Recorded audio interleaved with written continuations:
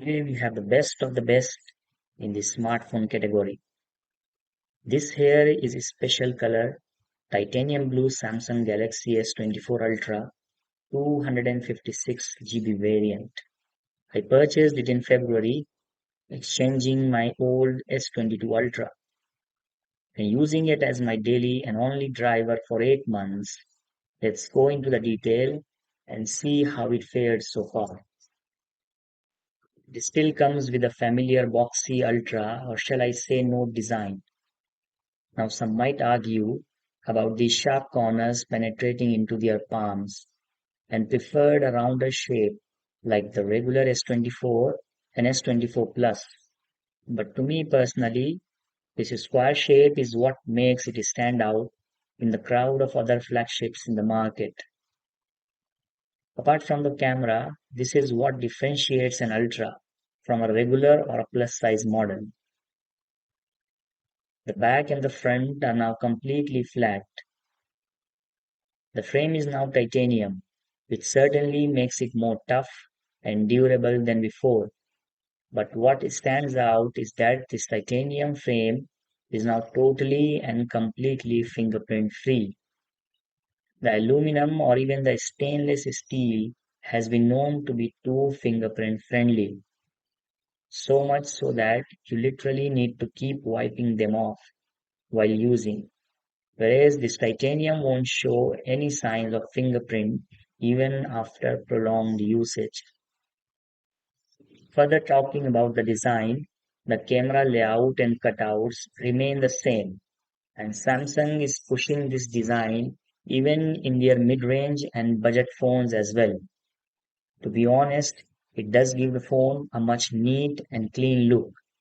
Everything else remains the same except for this speaker cutout. Unlike the grills in the previous models, now there is a single enlarged slot for a speaker at the bottom. For these special color editions, Samsung decided to keep the titanium frame dark instead of matching the body color, which gives it a distinctive look. Coming to the screen, it is a dynamic AMOLED 6.8-inch LTPO panel with a refresh rate that goes up to 120 Hz. It's now completely flat, and the bezels are now symmetrical all around and have been trimmed even further. The screen goes super bright up to 2600 nits, which is why seeing it under the direct sunlight is not an issue at all. It comes with an anti-reflective Corning Gorilla Armor coating, which reduces the reflections and glares on the screen tremendously. Now there are complaints that the screen don't look that shiny and Samsungy like before, but to me I don't see much noticeable difference. Instead, having an anti-reflective coating is like a blessing, and you will feel the difference upon usage. Coming to the department that set this phone apart from its sibling, the main shooter is a 200 megapixel wide angle, a 12 megapixel ultra wide, a 10 megapixel 3x telephoto, and an upgraded 50 megapixel 5x telephoto lens. Now, considering the 10x telephoto in the previous generations like S23 and S22 Ultra, it seems like a downgrade to our 5x telephoto. But the company claims the cropped up 10 times zoom is better than the previous 10x optical zoom because of the extra details due to higher resolution 50 megapixel lens. Now, to me, camera zoom holds more significance since it gives you the power to take quality shots from a distance. These are few moon shots taken at different zoom levels, and yes, it doesn't matter much in day-to-day basis. What matters are the shots like this of National Stadium Singapore taken from a Singapore flyer. I'm guessing a distance of around 2.5 kilometers, but these 5 and 10x photos are remarkable. And with a zoom like this one offer, you can literally shoot the whole Singapore from here. Another remarkable feature I would like to talk about is the night mode. Now, these pictures were taken in complete dark with just moonlight, but the image and the details surprise you. For reference, this one is taken with night mode off. Now, coming to the feature or the accessory exclusive to Ultras is the S Pen. It has grown and evolved over time since the Note series and now has made its way into the S series. It does come handy sometimes, like signing the documents on an urgent basis. But apart from just taking notes, signing documents, and sketching, it has few handy features as well while holding the button and doing some hand gestures with the Bluetooth.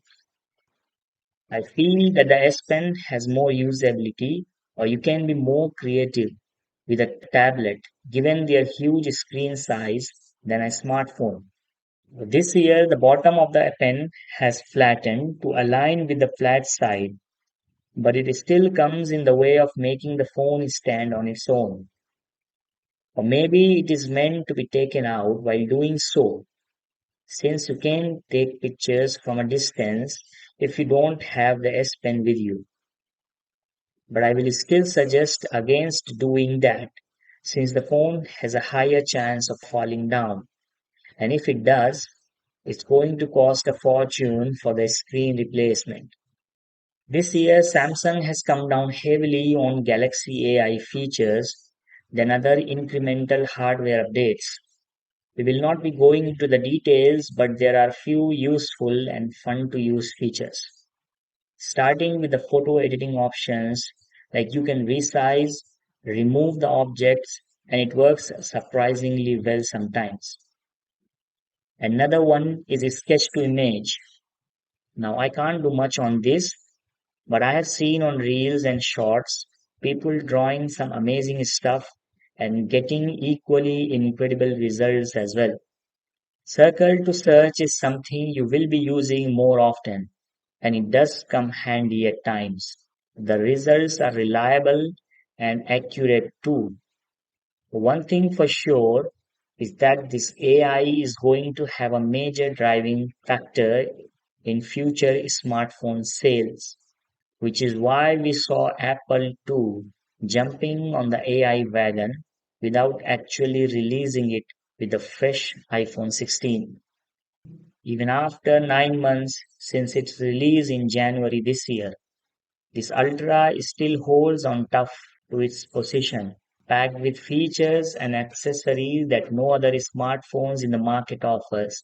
This Android King still holds its crown as the best Android flagship this year. Yes, there are worthy contenders as well. Given the price it comes with, there are more value for money options available. But then it all comes down to personal preferences. There is Platina, then Pulsar, KTM, Ducati in the two-wheeler market. They all fulfill your basic need of commute, but in the end, it all comes down to your pocket and the thrill it offers. Have a good day.